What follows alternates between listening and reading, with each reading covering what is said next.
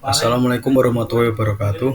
Perkenalkan, nama saya Taufik Janu Kurniawan dengan NIM G311230031.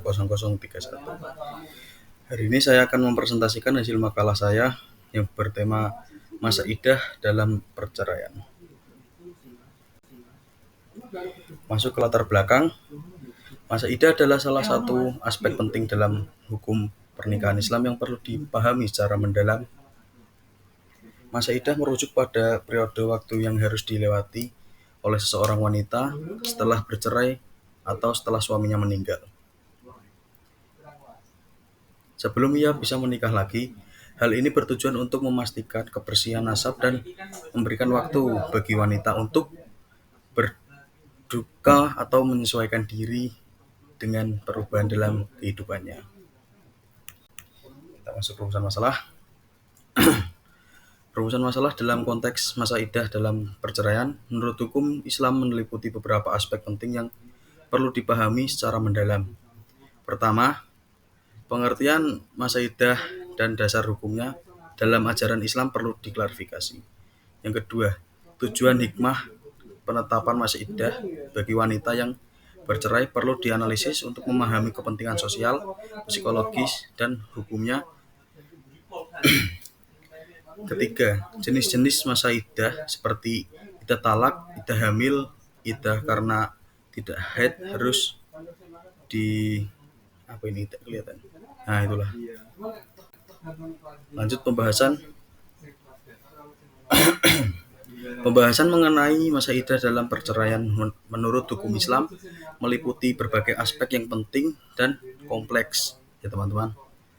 Masa idah adalah periode wajib yang harus dijalani oleh wanita setelah perceraian atau kematian suami yang diatur dengan jelas dalam Al-Quran dan hadis.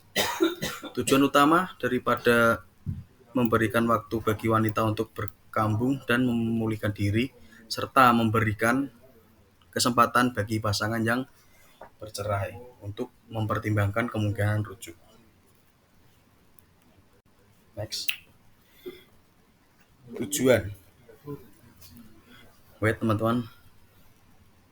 Ini lopet bentar. Nah, lanjut tujuan masa idah dalam perceraian memiliki beberapa tujuan yang sangat penting dalam hukum keluarga Islam. Masa idah bertujuan untuk menjaga kejelasan anak sehingga identitas ayah biologis anak yang dikandung oleh wanita tersebut dapat ditetapkan dengan pasti.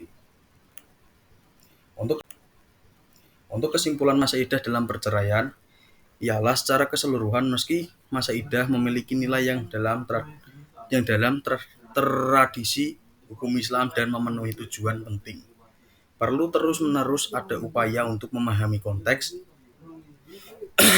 modern dan memastikan bahwa institusi ini tidak hanya mempertahankan nilai-nilai syariat, tetapi juga mengakomodasikan kebutuhan dan hak wanita yang adil. Next. Untuk saran yang pertama, bisa pendidikan dan kesadaran. Kedua, perlindungan hukum. Ketiga, dukungan psikologis. Keempat, pembatasan penyalahgunaan. 5, reformasi hukum. 6, pemberdayaan ekonomi. Yang ketujuh, pembantuan dan evaluasi. Dengan mengadopsi saran-saran ini,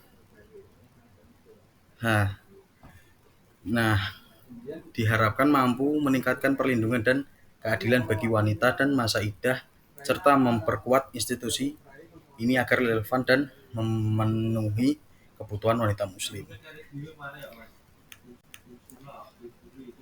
Nah, ini ada pantun.